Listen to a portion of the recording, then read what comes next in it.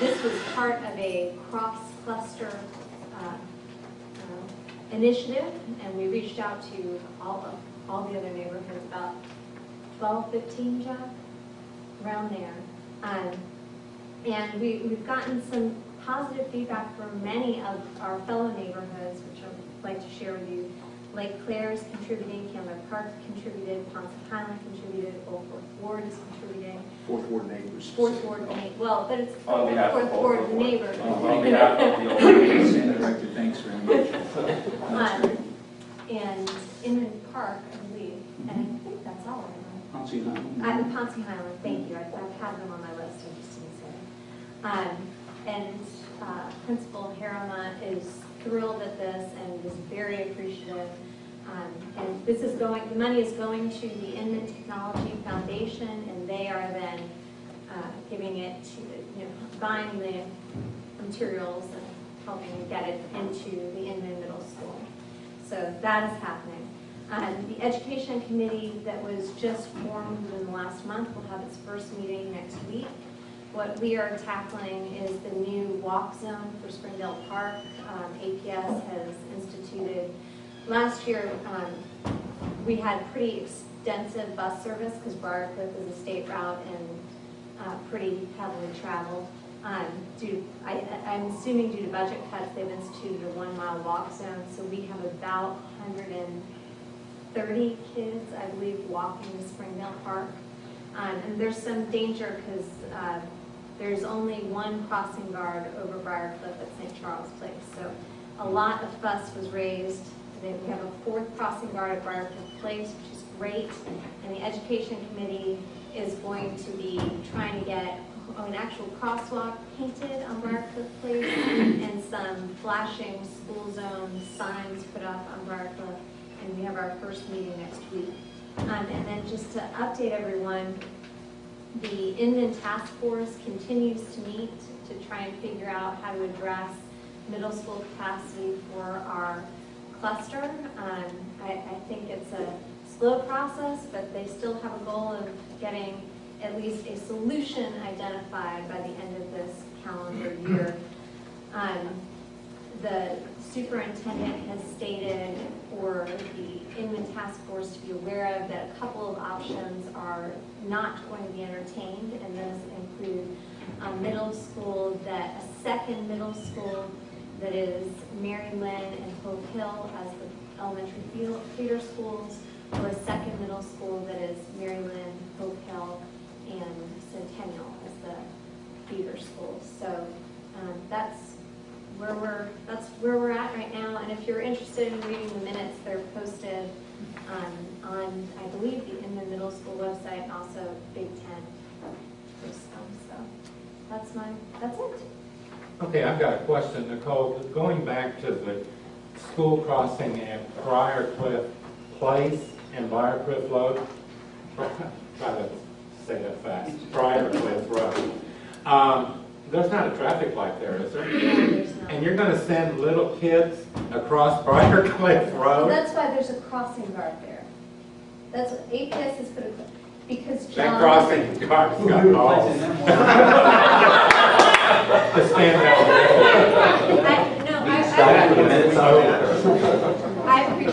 I appreciate your concern, yeah. But the thing is, I have walked my child from Briarcliff Place to St. Charles all last year, and I've watched child after child and parent run across Briarcliff and Briarcliff Place. So you're right, a light there would be really helpful and would be the safer route. But the reality of the situation is we have children who are walking there because they're, in 5th grade, who are walking there by themselves, or parents who are saying, I'm not going to wait for a light or for a crossing guard, I'm in a rush, I'm going to walk here. It's not worth the risk not to try and do something to deal with the reality that's there. And that's what we're trying to do. We'll close the street down. Yes, Jack. What was the total money that was donated between all those neighborhoods that you listed? Did you ask for the total? I don't know that off the top of my head, but I can get it for you. Okay, thanks. Jack. Any other questions about the school? Did you? I have a question. I saw that there was some demonstration at the Atlanta Public Schools about school buses. Are we joining in with that? I'm not aware of that, and I know my understanding, and this is just off the top of my head, is because they've installed a new system and there have been a lot of problems with it. But I'm going to be reaching out to my transportation chair for the PTO actually in the next day or so to follow up. So I can't speak to it as fully as you'd like. And is the goal to get the buses back? My goal is to have a safe way for the kids to get there. So if it's a crossing guard and we're a green school and we're getting more kids to walk, that's an option. But the concern that I have is that you have kids walking unsafely there, or you have parents driving their car because they don't want their kid to walk, which undermines the green of where the buses would. So we're just trying to figure out what the best way is. But that hasn't been, I don't think that's been taken off the list of asking for the buses back. The trail, back to the trailers, is the unspoken goal eventually to get rid of those trailers? That is the spoken goal. Do they have a proposed timetable for that? Not yet, because they don't have the solution yet. I mean, what I've heard tossed around is 2 to 3 years, but we're If the trailers that are existing will be there for 2 to 3 2 years. to 3. It's not a short term. Yeah, but I haven't heard any official statements. That's.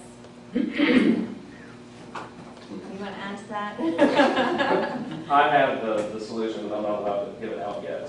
So no, I have no idea. I have no what it needs. I will say a lot of people in this neighborhood share the aesthetic and traffic concerns. There's folks working on the transit. But, you know, this is a classic case of you can't careful what you wish for. We wish for that very heartily. I would add, I think, And we got it. our stance for the solution to reopen Howard, I think, is fairly well. We're really not going into that discussion. No, we're not. That's speaking at all.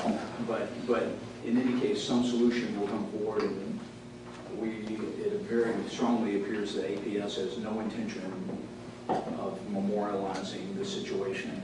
We'll see how that works, as we know. But in fact, they're overcapacity in the cafeteria for physical exercise resources. They really need to have fewer people. They are more to enlarge and related capacity at the school. The latter is just not an option as we are given to believe. We certainly hope that's correct. Is the, I'm sure this has been discussed, I promise I won't editorialize on it. Has the discussion even come up since the land's there to build on? It's been, my understanding is it's been looked at, discussed, and dismissed. That So that's not it's not a an real valid option option. to build Yeah, that's an my extension understanding. to current school. All right. Any further things? Mr. Dorrett. I'm not going to go into details on the budget because we have it posted on the website, on the financial page, which is on the VHCA tab at the top. However, I will say that based on where we are now, I can say to predict, thank you, Pamela, that we will exceed the projected income that we have on our budget this year. We still have one outstanding receipt from Summerfest, but we will exceed our projected income. Is there a question? Great. I just said great. I'm sorry. There's an agenda item.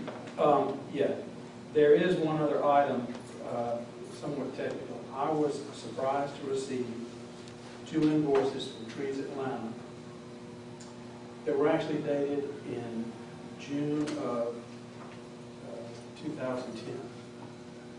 Don't like to be surprised like that. It turns out they were legitimate expenses. They had been approved by the chair of the Parks Committee, but never transmitted. The actual invoices never got transmitted to the treasurer anywhere along the way.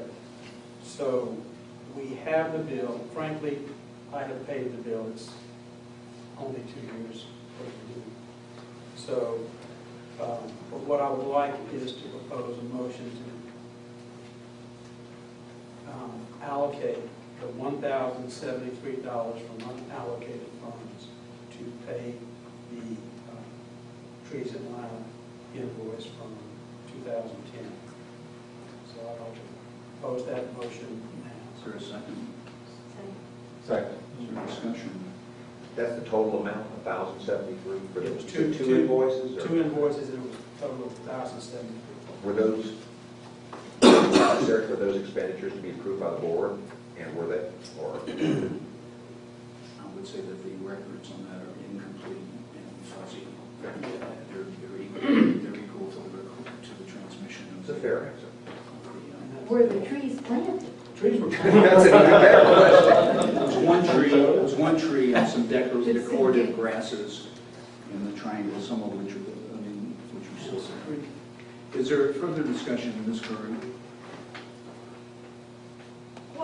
What happened? Where were the invoices? Who had the invoice? The track disappears at the door of the then Parks Chair, Mr. Lansing. We do not know. In any case, But he said he never got that. what information did you get? He never said he did not get them. I find no record of, if there is no record of the invoices in the files going back to 2010. They simply were not transmitted to the treasurer as invoices from committees are done every week. So it was a legitimate expense. Trees Atlanta planted the trees. We should have paid for it in 2010. But having just received them about a month ago, and Jack has spent time with Trees Atlanta trying to track down where were they, and so all the details. There's not much more. The cause is legitimate, and what can you say? We'd like to put it behind us and just move on. They did the work. They did it in good faith, and they had rather given up on collecting it and brought it up. So we think it's legitimate. There's a motion today. There's no further discussion. I'd like to take the motion. All in favor of paying this, please raise your hand. And all the, okay, none opposed. It's unanimous. I failed to mention back when we were doing Streets Alive, and I want to indicate Matt, this is, and Rebecca, I had to take her. So this, David Wolfson from our board, who was, y'all met, and he did a lot of the coordinating on the first one, and we're really happy that he'll be one of your main contact folks on this one too. Thank you very much. There's another budget amendment in front of us here for waste taxes and waste service. I think we talked about this. When we were preparing the budget, we forgot that we did a waste, a garbage bill for the 2 properties for New Highland Park. So it wasn't budgeted in specifically. And of course, every year, we not only get the garbage bills, but we also get taxes. The waste management bill is due, and I just sent the information over to our bookkeeper. It's approximately 875, give or take, for the 2 properties combined. So I would like to move if we allocate funds take funds from unallocated and allocate it to the budget committee for the taxes, for both the taxes as well as the waste management. What will the taxes be? Last year, I think they were $3,200. Yes, And the taxes, solid waste, I think were $914, so $4,200. I think we're covering the 2 of them. that was, yeah. And our property tax bill is not due to October like everyone else. So the final figure, we don't have one yet. But it's not, I'm not jacking it up. So, I would move that we allocate money, allocate funds to the budget committee for the payment of waste management collection and $4,200. $4,200 in property. Is there a second to that? Is there any further discussion or comments? Sir? Being that it's a neighborhood park for the neighborhood, I wonder if we couldn't get the city to be a little more lenient. Ms. Panther, would you like to address that? The city is being as lenient as we could possibly hope for, and we're kind of just laying on false. I only recently had a head because Ms. Panther bit it off when I last fall suggested we find a way to turn it over to the city to avoid the, but she has some good, very specific, solid reasons why that's not such a wise idea. Yeah, Paul checked into Paul Burks, and right now it's really low based on. You mean the assessment is low? Are you talking about property taxes? Yes. Yes. Oh, yeah, it It is. is very, very low, and we're just hoping to just lay low and keep it that Well, yeah, I can understand. I just think we couldn't we ask them to be sure that you're keep it lower, do away with it, because it's No. hard for the neighborhood. No, be careful what you wish for.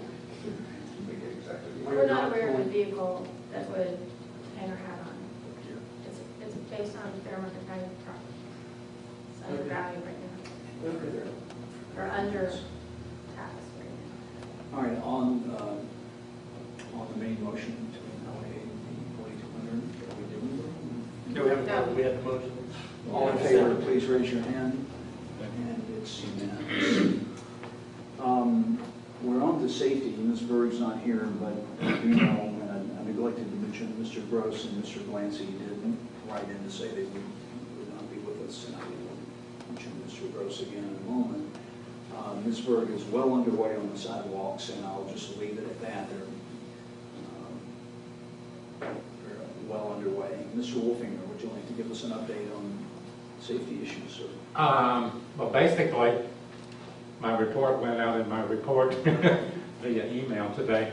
The big thing that I am just super excited about, though, is that finally the Briarcliff Summit is being turned over to some responsible hands, a company that has money to do something with the building, as opposed to letting it molder, and also letting some of the sweet little ladies who still live in there live in fear every day. So I'm really excited about that.